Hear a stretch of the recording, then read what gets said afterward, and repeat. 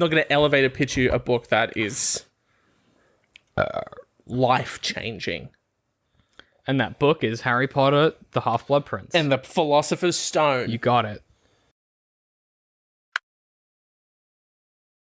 Hey guys, welcome back to the Arthritis Podcast, official podcast of digital and creative media works, where each week we take something from pop culture and try to break it down to better understand it. My name's David. I'm James. You nailed the intro. You actually one-upped Ben this time. Get fucked, Ben. Ben's not here, so we can dunk on him. Hey, sorry, Ben.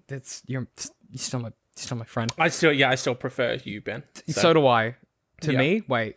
Mm-hmm, Yeah, to you. no, that checks out, yeah. Yep. To be honest, if the people could have it that way, it would be you and Ben running this podcast, and I would just sort of produce it, which we could make happen.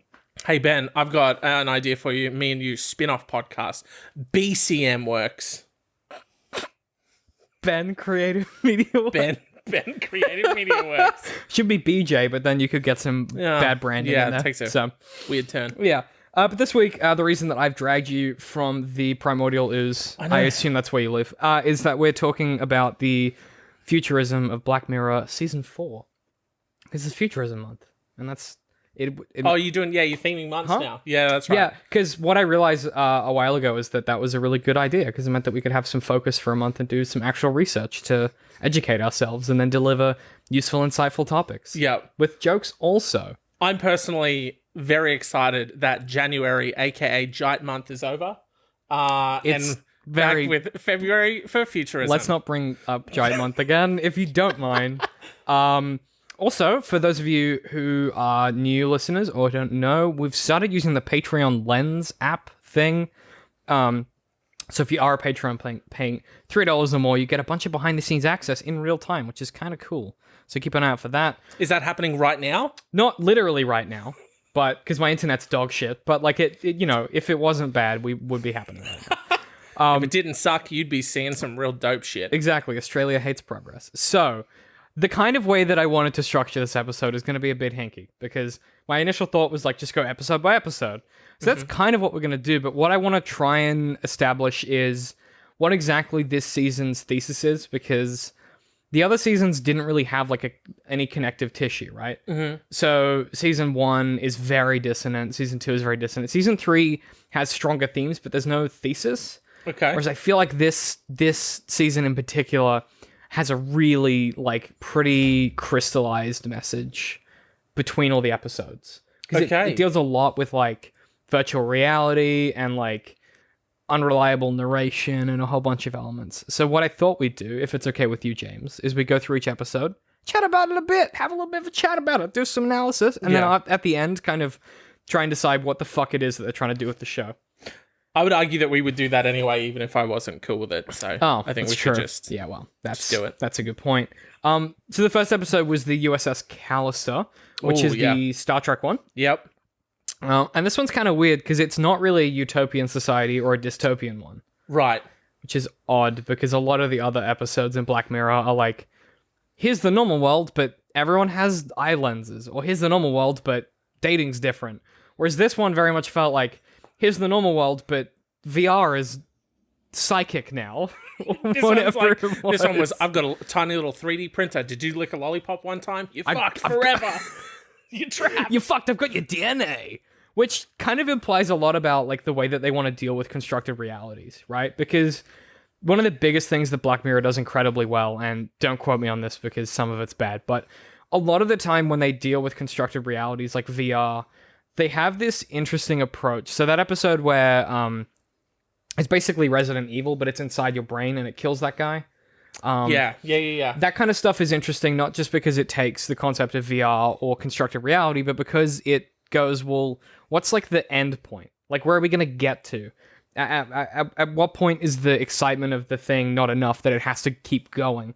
Whereas I felt like this one was very much, this is just a guy, like this nerdy guy who just is a bit evil and who also happens to be super, like, it's very different, I felt. It's a nerdy guy who is living out his very weird, it's not even sexual, which is the worst part. Because he removes all of their goodies. So they're all gone. which is kind of wild when you really think about it. I wonder if he programmed that. Like, he's specific. Like, he was building this place with a vision in mind, and he's like, no genitals. That's what's wrong with modern day. Well, the show's... Get the goods out of there. The show's quite wholesome, in inverted commas. Like, Star Trek in general. Right. You never see anyone fuck. There's a lot of misogyny, but they never fuck or anything like that. So that's just part of his, like, wish fulfillment, I guess? Which is kind of disturbing. Yeah, it's just a dude living out his really, really sick fantasies, kind of. Turns out he's, like, way more fucked up than anyone thinks. Oh, yeah, no, I trapped your kid in here forever. No and I can deal. kill him anytime. It's fine. Like, what? That's, like, an insane... But then, if you think about, like, the progression of... I mean, again, the ability to, like, recreate consciousness is insane. Like, that, to me... is buck wild, right? Because I guess that was part of the tech of the game in the first place, where where you were able to like recreate your avatar, but he developed like a DNA thing that was able to pull them into the world. So that scares the shit out of me. That's one of those ones where like a lot of them you're like, it's fine, it's a crazy dating app, it's cool. Whereas that one I'm like, no, fuck. Because that's so bad. That's gonna happen. That's the one that you were like, oh fuck. The Star Trek, not the dating app where you're like trapped in a shitty relationship for a like random period of time and you just have to do it. Because that at least to me is more reflective of my current reality. I'm borderline living that. It's pretty much where I'm at right now, except with less computers. Whereas like I feel like with the USS Callister one, like I know people like that guy who builds that. Like I know people who are that talented and smart, but like just have no fucking concept of empathy or humanity. Like, I know a lot of people like that. And it scares the shit out of me that they might have the ability to do that in the future. True. Yeah. That one, for me, lands really close to home. And that scares me that David knows so many people like that. Because that is very telling about who he is as a person. It's Ben Hill, co-host of the Outriders podcast. He's not here to defend himself. Yeah, he's too busy programming his game right now where he's got all CGI of us in the versions system. of us trapped for infinity. And he's made me into a giant bug.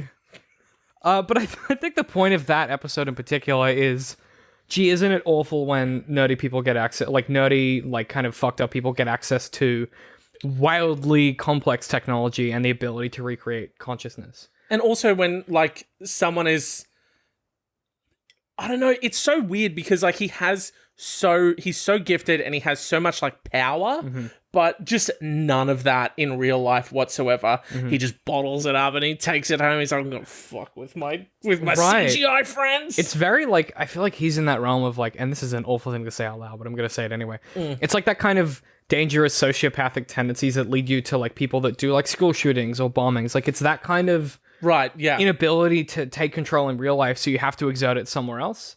And that's kind of why online gaming is such a like. That's why World of Warcraft's so popular. Yeah, it's because a bunch of people hated real people. Exactly. If you suck in real life, yet you go to these games that have a very like linear path of progression, and you can become like a god. Effectively. Exactly. Yeah. Except in his one, he is a god, and then also the people are real, and then he's just a god, and that's horrifying. Yeah. Yeah, I don't like it. It makes me very uncomfortable.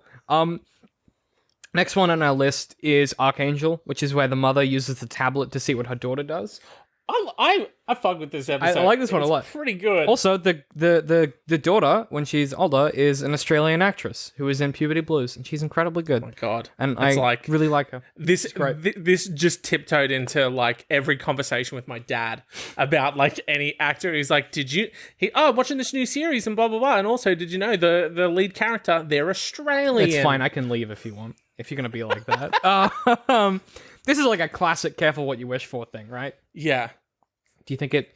So why you fuck with this one? Because you weren't too keen on the Star Trek because it's like I like the idea because like first of all, a lot of kids nowadays really fucking suck and they're shit and they're awful people and they're literally like bullying each other to death. Constantly 24/7 online and in person.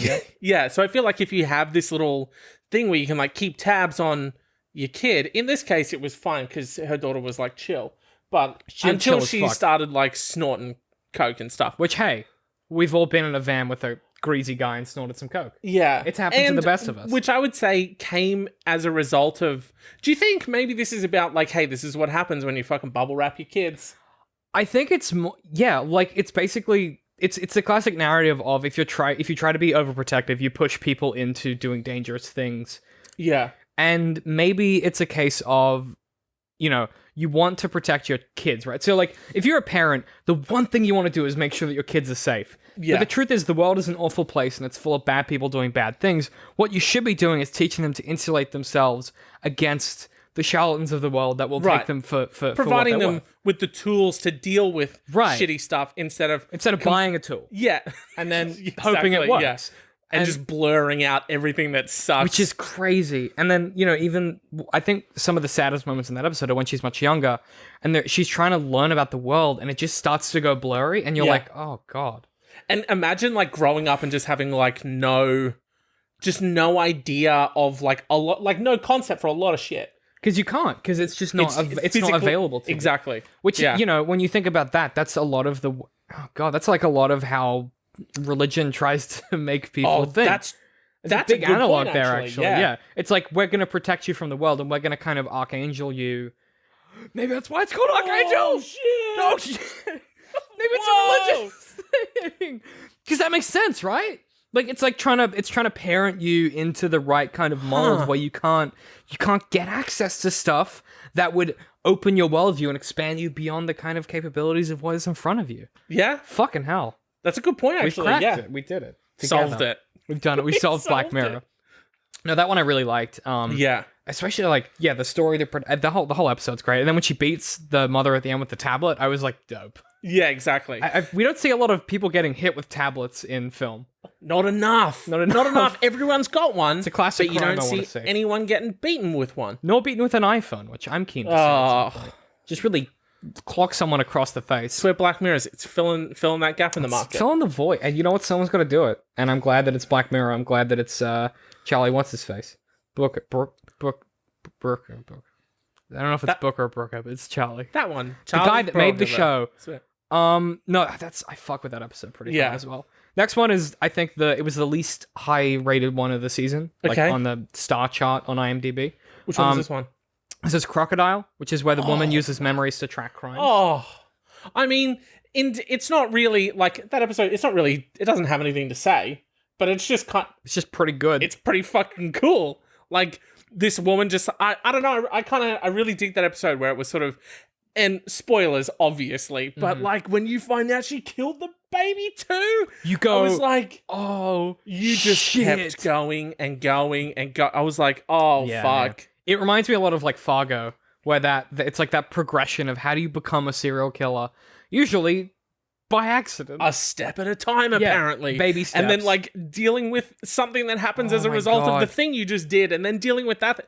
Oh my God, it just kept snowballing. It kept getting worse, and you're like, fuck. Made worse by the fact that like that technology is what makes her become a serial killer. Because if she got away with the first one, she would have been fine. Yeah, that's true. But it's the fact that tech that lets that woman sort of, you know, visualize the memories and whatnot, that's what makes her into a killer. So the tech that has been invented to prevent killing and crime causes her to kill a bunch of people and do a bunch of crime. Which is like, that's a self-fulfilling prophecy of anything that's trying to prevent bad stuff. It's gonna make more bad shit happen. Which is kind of wild. That's a good point, actually. Yeah. And that's just life, ladies and gentlemen. This was my least favorite episode only because I don't understand why. So the detective was a more interesting character to me than the killer. Yeah. But I understand why you have to have the killer's perspective so you can understand the context of what's happening. True. But I would have liked maybe a bit more time with the detective, just like by and large, because the split it's like 60-40 pretty much. We spent a lot of time with the killer and not a ton of time with the detective. Yeah. But I get that the episode's about how you become a killer because of the technology, but I just kind of really like the setup of her character where she sort of, you know, she has to work. It's kind of like Uber, where she has to work a lot for not a lot of money, but she has to keep working to chain together the money. And then, you know, her boyfriend or husband or whomever is sort of like, come on, like, you said you want to go to work this Friday. Like, I like that. He's like, you want to work this Friday a little bit. Like, I get it. You got to do it. Like, I like that kind of drawing the parallels between some of the systems we have now and just like work in the future, where I imagine that's kind of where we're all going. She's going to be like Like, oh, if you stop, you earn a little bit less money. Got to push yourself to a little bit more work. And now you're dead and sad and homeless. And that's a serial killer. Apparently, yeah, which is, apparently a really easy slippery slope. The only thing, like, the sort of, like, beginning part where, I don't know, it just... I can see why maybe people didn't really fuck with this episode too much, because it kind of felt flimsy a little bit, like... Nothing really like too sort of grandiose to like kick it off, unless that's the idea where it's like these quite mundane. Small mundane things sort of, and then it's like this next thing and then this next, and it's not these big events that makes you into a serial killer. It's just sort of like these tiny little fuck ups keep happening, and you're just like fuck, and it's just you trying to deal with it, but you're doing more bad shit. That's a really good point actually, because if you think about the way that the way that you fuck up your life, basically, isn't... Because films want it to be like this big, bad thing where, like, you cheat on your wife and it's all over, Red Rover. Right. But it's never that. It's always, like, the 27 baby steps that lead up to that one bad fuck up. But the bad fuck up is also just another baby step. Exactly. So maybe the reason this episode didn't track well is that people weren't able to read the text in the way that they wanted to, which maybe is like a production flaw. I'm not sure what the issue there is, but that's actually a really cool premise, is to be like, hey, this is how you, one step at a time, totally fuck your life up. And I feel like if there's, and maybe you're watching this and maybe there's like something out there that takes that idea, these sort of like mini fuck ups and, worse and worse shit is happening in a real way. Maybe there is something out there like that. Tweet me, let me know about it. It's fun. At My Pixel Persona, because I think that could be, because you're right, like it could just be done a bit. If you take that same concept and you do it a little bit better, I feel like you could really do something like... that's Fargo season 1. Just really like the whole premise of that season with a lot of people. Yeah, if you haven't watched it, I recommend watching it. I haven't seen Fargo, should I see that? Yeah, so Fargo season 1 is that story. It's like, how do you get from like a normal like guy to the end point where you see in this? Okay. And it's really... I gotta check that out. It's really great. It's so good. And also like it's set in Canada, so it's very delightful with a lot of crazy murder and whatnot. But yes, highly recommend. If you enjoy this idea and you're like, man, I wish someone made like a protracted version of that kind of explored it in length, it's Fargo season 1. And then season 2 of Fargo is basically Grand Theft Auto, but in Canada. So it's a great show. It's very natural progression there. I think so. Yeah. And the next one we got on our list is Hang the DJ, which was my favorite episode. And I think hands down my favorite episode, yeah. This is like... So this is the episode, for those of you who don't remember, which is... Wait, how can you not? But it's where it's a dating app, except it pairs people and then like puts them through repeated simulations to see if they'll escape from a virtual reality, basically. Yeah. And it's all within the phone or whatnot. What do you think the implication of this is, that all of that actually happened? That's just the algorithm. What do you think? Is it creating like a virtual reality? Because I've seen a lot of people argue about that one online. I'm hoping that it's just... The algorithm, because it's really dark. otherwise haunting, terrifying, scary. You think? But this episode is it's fascinating, yet so disturbing at the same time. Like, especially sort of like the midpoint where she's just like, it's training her fucking through dudes. Oh my god, yeah. And I was just like, this is fucking so depressing. It's just like that middle build is like, man, being an adult's terrible. Like, like, even though it's like the simulated world, I was like, fuck, being an adult is the worst thing ever to happen to anyone. Yeah. Like, especially because like you don't know that it's simulated until right at the end. So this whole time you think it's just people living their life, and it's just like, oh fuck. And then you just like get with someone who really sucks. And it's like, 2 years, and you're like, what? It reminds me a lot of... I had this like feeling of like you're wasting so much of your life. You're just pissing it away on these people, and because there's a date and there's like, it's like it's gonna end here. It's gonna end anyway. Yet you're trying, but then there's something great about people just throwing it into the ring and being like, fuck it, let's see if it works out. I hate to tell you, that's just relationships. The worst part about this is that it's like a bit too real. Like, it's a simulated world, but it's like, it's a bit too like, it makes me uncomfortable, not because it's like, obviously the idea of forced relationships, you're like, oh my god, because you can just opt out of that in real life. You can be like, I'm just not gonna date. You can just do that.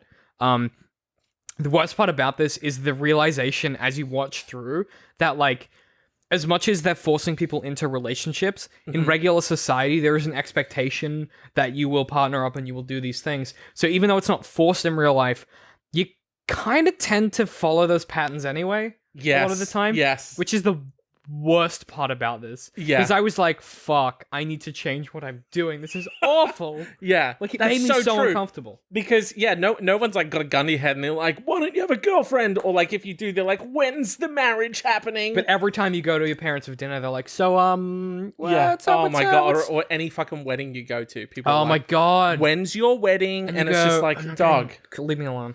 Jesus. Maybe some people don't Yeah. believe in marriage and Maybe- they just won't do it. Maybe rings are really expensive. And When are you going to have kids? What if, What if you don't want- people don't want kids? I got 5 cats. I ain't got no room for no kids. Like, you know what I mean? No, But this one, it's so true. There is that. Yeah. It sort of mirrors that social expectation. you could almost say Black Mirror is it. Oh. Oh. Screen cracks. Sorry, I got a bit deep on that one. No, there's not much we can say about this that hasn't been said already. But I think from just like a textual perspective, it's such a good episode. So good. I don't think you can write something more concise than this, and I think it tackles something in society that we don't talk about enough, which is that sometimes like relationships, like, and being expected to be in them, it's just really fucking shitty. And like we need more stuff that's about that. Like, Yeah. Stuff like Don John and 500 Days of Summer address that kind of head on, but it's nice to see it in sort of like a mainstream TV show, because it's less, Friends is all about who's gonna get with who. Also, what are they? It's crazy adventures. Right. But like, it's nice to see, Gilmore Girls, the entire thing ostensibly is like, what's gonna happen to Rory? Who's she gonna be with? And it's nice to see someone be like, hey, maybe this is a really toxic trend that we're encouraging, of like people to be in a relationship just because they should be instead of because they want to be. And that, I think, I think that's like a really important message, and it's, nice to see it crystallized a bit in TV. That's super accessible, and it's kind of probably the reason that it got such high ratings this episode. Yeah. Next one's a great one, which is Metalhead, which is the Mad Max one, but it's in Scotland and with dogs that are drones. How did you feel about this? Because a lot of people were pretty split. You know what? I really enjoyed it. Mm-hmm. I think I saw some people being like, at the end, that they sort of risked it all for a box of teddies or whatever, and people were like, "That's bullshit." It's like, yeah, that's the part you're taking issue with, the box of teddies. Not the There's drone like dogs? these fucking drone dogs, like literally hunting you down, but that's the issue. Okay, fine. Interesting. But I think that's interesting because isn't there like some kind of maybe, comparison between like, here are these like cold metal, Yep. like they're just hunting people down to kill them versus like these humans went out to risk their lives for a fucking box of like emotionally driven. Isn't that the most human thing ever? Yeah, exactly. Isn't that the antithesis of robots and systems, is to put your life on the line to make someone else a bit happier, if possible? Exactly. Like, I don't think you can get a more fucking positive message. Like, I don't think it's possible for someone to be like, hey, isn't this why humanity's great? And then for someone to be like, I felt cheated by the end. Fuck off. Yeah, That's exactly. the laziest reading of anything I've ever heard in my entire... I don't know if it's because, like, people lack the ability to like, make connections between the thing you're watching and its meaning. Because this is pretty fucking obvious, I felt like. Right. When you get that end shot... Like, it's not... Like, if they'd done that end shot and it had been, like, a box of AK-47s or something... Right. You'd be like, that's so dumb. You'd be like, that's stupid as fuck. But it's because it's Teddy's, you're like, oh, fuck. Like, you... Yeah, There's, like, an that's emotional that's reaction. yeah, exactly. Like, that's the point. These people, they're emotionally driven. They just want to... They are risking it all They just want to for help this. each other. Exactly. Because that's ultimately, like, in a scenario like this, all you have left is the people around you. And if you can't put yourself on the line to make them, to make their lives a bit better, what's the fucking point? And it's not even like an apocalypse thing, right? Like, I think the message of this kind of extends beyond that. I think this, and we'll get to this in the next episode, but I think the thesis of this season is directly tied to the ending of this episode, because when you think deeply about it, what Black Mirror exists for is to be like, hey, society's fucked, and like technology is going to get us into bad places if we let society keep going the way it is. Mm-hmm. We're in a part of history right now where in 20 or 30 years, if we're all still here, people are going to look back and be like, can you believe this kind of stuff that they did and who they voted for? Like, it's going to be one of those eras, right? And I think that this episode in particular is as much as it's about an apocalypse, it's also about just now, where you're in a world that's hostile. There are people who are treating others like their mechanisms and like their value is based on their ability to sort of produce things, which is sort of very much like sort of Hitler's model of the way he dealt with people. And I think this episode is trying to draw a parallel there and say, hey, maybe the thing that we should latch onto isn't, oh, well, what was the point of that? It was just to make someone feel better. Like, oh, we should, people like, SJWs, it's just, that's a waste of time, virtue signaling. It's like, yeah, but if it makes someone a bit happier, really? Like, isn't that what it's all about? Like, why are you fucking bothering if you're not trying to make people just a bit happier in your general vicinity? And I think this is a good, like, metaphor, or it's a direct analog, basically, for the way you should treat people in your life. It's not about, oh, well, it's not going to change the world. You can't change the world, you're one person. Maybe just fucking get a box of teddies, for fuck's sake. Buy some flowers for your friend. Like, it's not that fucking hard. Exactly. You know that there's going to be people watching this going like, what a fucking idiot. It's about robots, dumbass. What a dumb. It's about solar powered robots, dipshit. You stupid fuck. Yeah, it's a good point. It's not, though. I will say, though, the fuck was that chick doing fucking around for so long at the house? What do you mean? What was she? After she sits in the tree and she gets the robot to shut down, and then she fucks off, and then she finds the house or whatever. I think she was just. Oh my god, she was taking her time. I think she was. Didn't she get juiced with the trackers or whatever? No, she got all the trackers out. She got juiced again with the trackers. Ah, that's right. What fucked her. Well, I guess she was probably in a lot of pain, James, and she hadn't slept either. Oh my god. So well, she didn't sleep at all, so I think she maybe was a bit off her game, and I think could be maybe a bit critical of this woman. But no, she did take a fucking long time. I'll tell you that really much. fucking just dragging her feet on that one. And also, like, the first thing you go for is the keys. Like, you plan your escape route first. You just get the keys and fuck off. You get them. You look, and she did look for them, but she took a fucking minute to do it. Oh, like, you get those keys first. That's rule one of post-apocalypse. Exactly. Mad Max ain't fucking around with no keys. It's the same shit that you see in horror movies. When someone's being chased by a killer and they run upstairs, it's like, what are you? What? They can do stairs. They have legs. They know stairs, like you know stairs. Get out the front door. Jump out the window. But still, all the good stuff that he said about teddies and kindness and stuff. Good. Yeah. That monologue, all of that. Last one is the most, for me, contentious. And we'll get into it. But it's Black Museum, which is the one where we get to kind of follow someone through this museum of artifacts that kind of attempt to tie together. So some of them are like complete vignettes that have nothing to do with the rest of the Black Mirror episodes, but a few of them tie together elements of previous episodes to form a kind of world a bit, and that was really odd to me. So you get San Clarita Hospital, which is the hospital that in the episode where when you die, you go to the place where you can live forever in the this is like a previous episode. Thing? Yeah. That's the same hospital as that, and there's a few more nods and winks to a few other episodes throughout, which I'm fine with because I like the idea that maybe there's like sort of divergent worlds within Black Mirror where it's like this is all contained within one world. But a few things from a world-building perspective that I fucked with pretty hard in this episode that like I was like, that's fucking dope, is the idea of just like fucking solar charging your car by you just whip out the solar panel, put it on the back. That was fucking cool. But that was really, I was just like, that's a great idea. Why don't we have that? I that is not where I thought you were going to take that at all, but yeah, okay. Well, that one I just thought was like, we should have that now for electric cars. All of the things in that episode that you could have like taken issue with, or like been like, hey, this was cool, or this was interesting. You were like, you know what, solar panels in the back of your car. Fuck yeah. You know I fuck with transport, James, okay? Dude, he does, I guess. I do. Can't stop me from fucking with transport. Yeah. No. It's pretty cool, though, right? I fuck with transport. What are you doing right now? Listening on a bus or in your car or something? I fuck with that, yeah. You're fucking right there with David. You in your kitchen? Throw your phone out the fucking window. Get the fuck out of here. Get out of here. We're fucking with transport right now. Put it in the bin. Put it in the bin. Shit. So, this episode, I thought, like, I think you said before we started recording that it was like a bunch of ideas that they clearly couldn't make into a full episode. Obviously. It was... Clearly, they had like a bunch of like, they had a pile of like ideas that were half baked that couldn't fill out a full episode, and they were like, "Ah, fuck it, we'll clip show it. We'll bang it in there. Yeah, we'll do a whole bunch in one, which I thought was kind of cool. And a lot of them were just like really fucking disturbing, which was great. I like the dude one who was like getting his rocks off, like hurting himself and stuff. Yeah, and then he started chopping bits off, and I was like, no, I feel bad. Like I had that, when you watch something and you feel like you physically react to it. Right, yeah. I was so repelled by that. I was like, oh God, like it's so awful. I was just like, man, this guy's really horny He's for really pain. fucking horny for pain. But he needs that. So juiced he needs on it. that climax. So Yeah. I get it.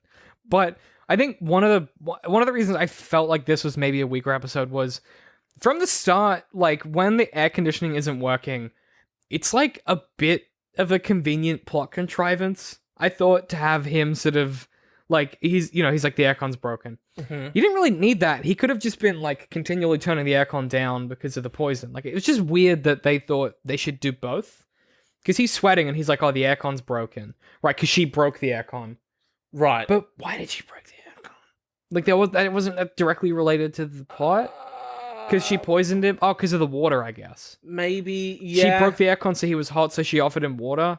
But I feel like he should have gone out and checked the air conditioning unit. Like, it's just a bit convenient that he didn't do anything. True. I don't know. It just seemed odd to me. That's all. Like, it wasn't like a thing where I was like, you fucking idiots, you didn't think this through. But she could have just...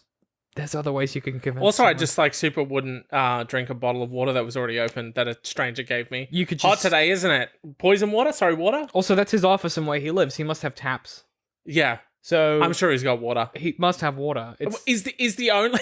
like this idea that like the aircon's out, I am fucked. I'm fucked. Do you have anything that can cool? Oh, thank God, bottle of water. My moisture is... I absorb it through the skin I from the am aircon. I don't drink water. absolutely dry. I'm parched. I need to moisten up. Yeah, so What that have was you got? that was kind of the thing that afterwards I was like, why did that? Because there's a few easy fixes for that, but I was like, that's fine. I was like fine with it at the time.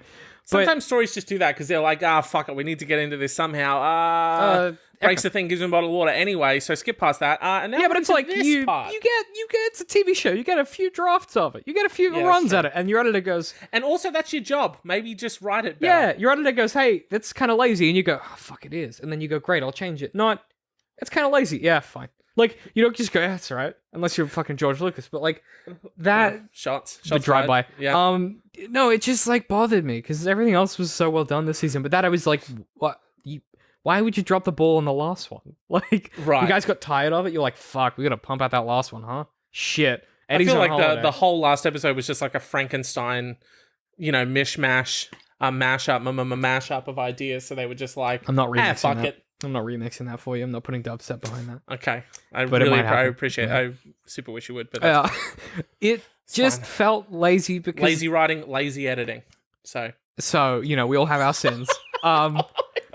And one of mine is my obsession with transport because I fuck with it hard. Yeah. I Strange. guess like the reason that it was that combined with the fact that she kind of got away with like she kind of walks out and she's done the thing and it's like a very like heroic ending or whatever. Right. Which I don't hate because other episodes of Black Mirror have done that, but they're Okay. not the interesting ones to me. Like one of my favorites is that episode with John Hamm where it's like the Christmas one.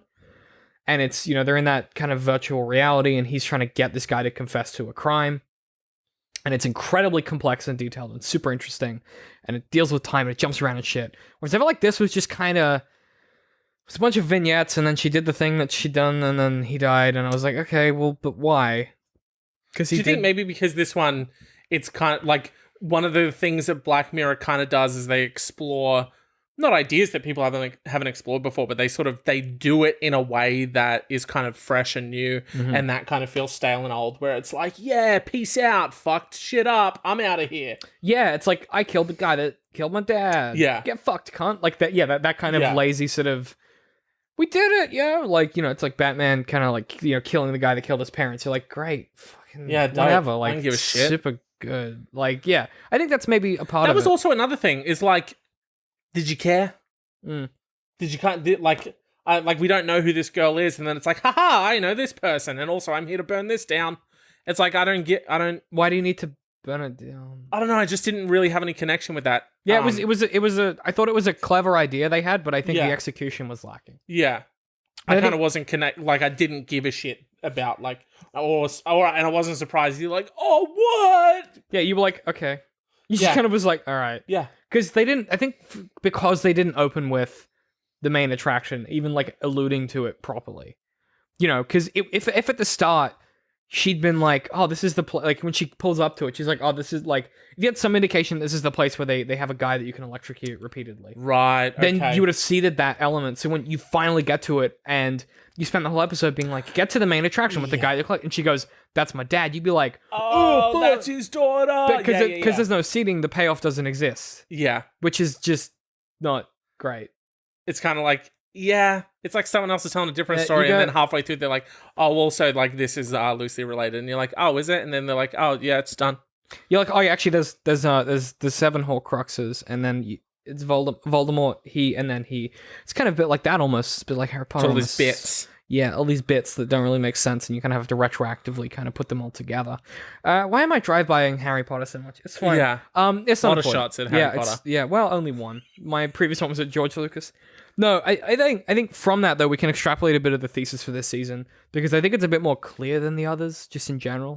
Do the other seasons have sort of like an overarching thing that they're touching on? Or the first one was just like, hey man, isn't society real rotten? Isn't this so weird? And also, he fucked a pig. He fucked a pig? Isn't that strange? It's like, season 1 is very much about connectivity and social media ruining people's ability to moralize. Okay.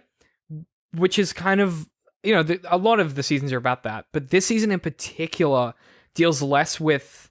Because social media is a big thing in season 3 as well, where the first episode is that woman who they rate everything. Yes. Yeah. And that's a big kind of theme in that season. Your whole sort of like currency and self-worth or whatever. It's based on... Yeah. Yep. Whereas I felt like this season in particular they kind of did something different, which was going like... The big question it asks is like, what is reality? That's a common question this season. Is reality the way that, the guy in the last episode tells the stories? Did it really happen that way? Did it not? The way he describes saving or putting the person in the bed, did it happen? Did it not? The reality of the dating app, the reality of the first episode, which is like, are the people in his machine, in his VR, are they real? Is that reality real? Right. So I think this season deals a lot with like, what is existence and consciousness? Okay.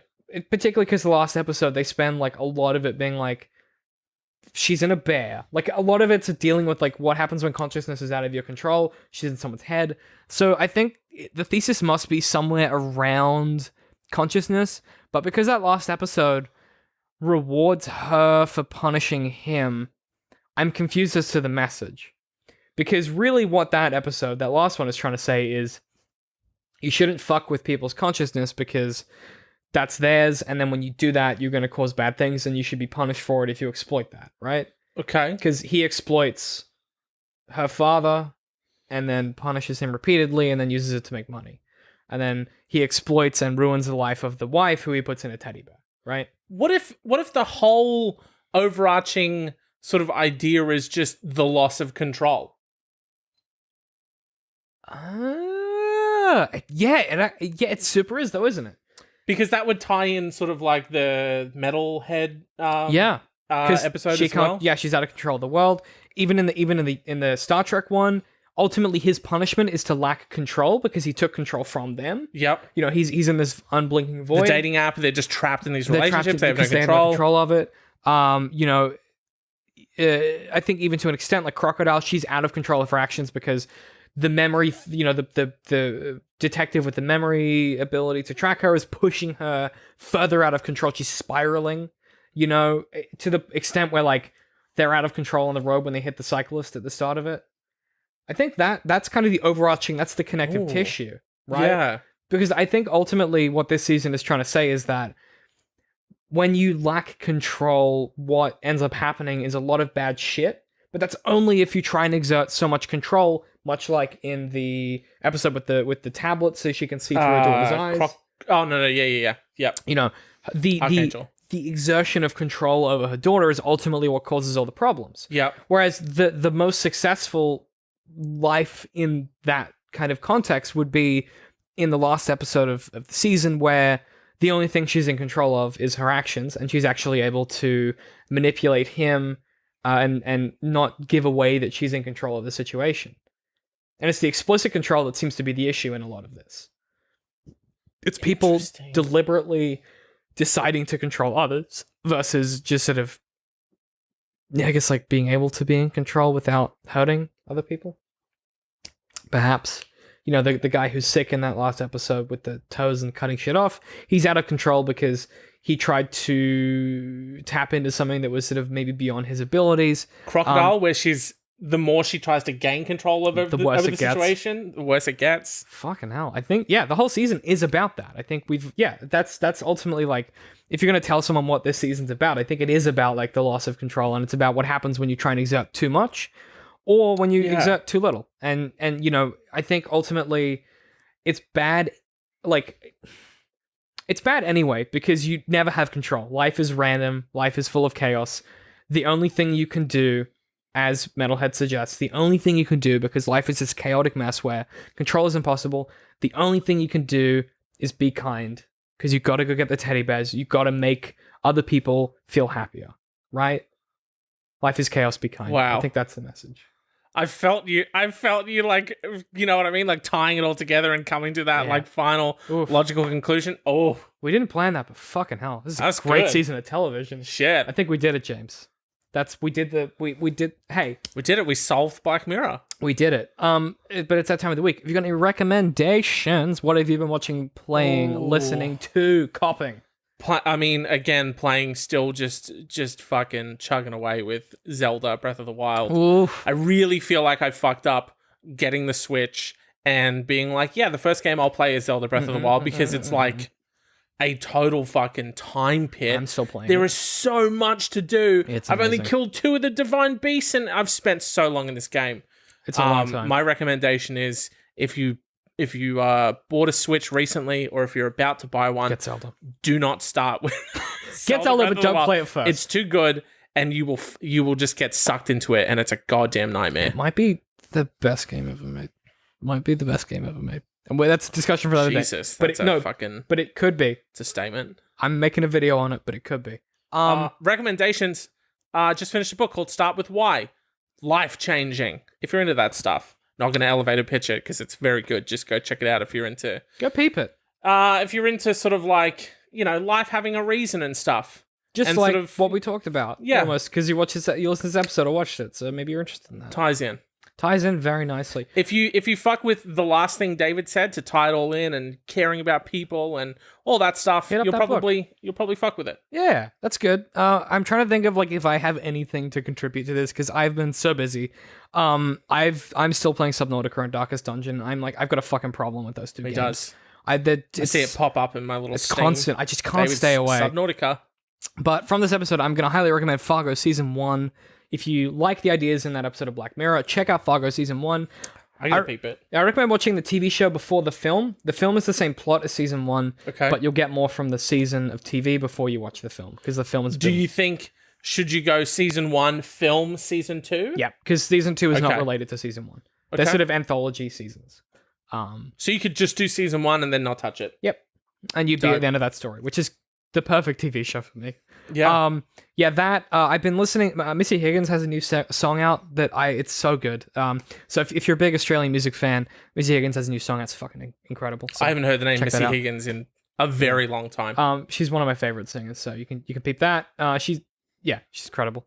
That's all I've got. I think the only other thing that I was gonna recommend was my Antagonist video about the Star Wars prequels. The first one is out. Finally, I nearly died making it, but it's here. You can watch it. The links are in the show notes as always. But that's my last recommendation, because I just think you should share in my pain. Yeah. James, I haven't seen it yet, but I've seen the thumbnail, and the thumbnail's fucking dope. Took a long time to get it that hot, but I tell you what, it's hot to trot. But it's that time of the week, James. Where can people find us? Facebook, DCM Works Social, Twitter at DCM_works, Patreon. Yeah, patreon.com/DCMworks. If you subscribe for more than $3 a month, you get access to our Patreon-only podcast, Open to Suggestion, where last week, this week was on Monday, we put up an episode where Aaron and I, my editor for my books, talk about Blade Runner 2049 at length, and we discuss what makes a sequel, what makes genre work, and ultimately, we spend a lot of the time bashing on Harry Potter, so look forward to that if you want. You should when like the book's all done, dusted, finalized, you should like put a chapter out to the Patreon boys. Oh, defs. Patreon boys and girls, you get a free chapter. Oh, they're going to get a free chapter? They're going to love it. Hell yeah. They're going to fuck with it pretty hard, I think. So you can check that out. Interface Part 6 is going up sometime in the next 2 weeks if I can fix the audio. It's been a nightmare, so keep an eye out for that as well. But becoming a Patreon helps us out, and it's a subscription service, so you get stuff back. It's not a donation. You can do that. We're also using the Lens app now, so you can see some fun behind-the-scenes pics and vids, should you desire that also. And if you want to buy some merchandise like this delicious pillow, redbubble.com/people/DCMworks. We've got t-shirts, pillows, wall canvases. We've got acrylic blocks, mugs, all that good stuff. Acrylic blocks? You can just get like a acrylic block of the logo if you want. Sure. Why not? Should you desire. Yeah. I think that's Pop all it on your shelf. That's all the places, I think. Everything else is in the show notes if we've missed it. But as always, I'm at DCM Hey Pie. I'm at my Pixel Persona. And we will see you guys next week. Bye. Goodbye. Bye now. But thanks for having us. Oh, thanks for having me. Oh, where are you going? Where are you going? Wait, don't walk away from me. No, he's gone. He's gone. Hey, fuck him. What a fuck. You left a bunch of mess behind. I as know. Well.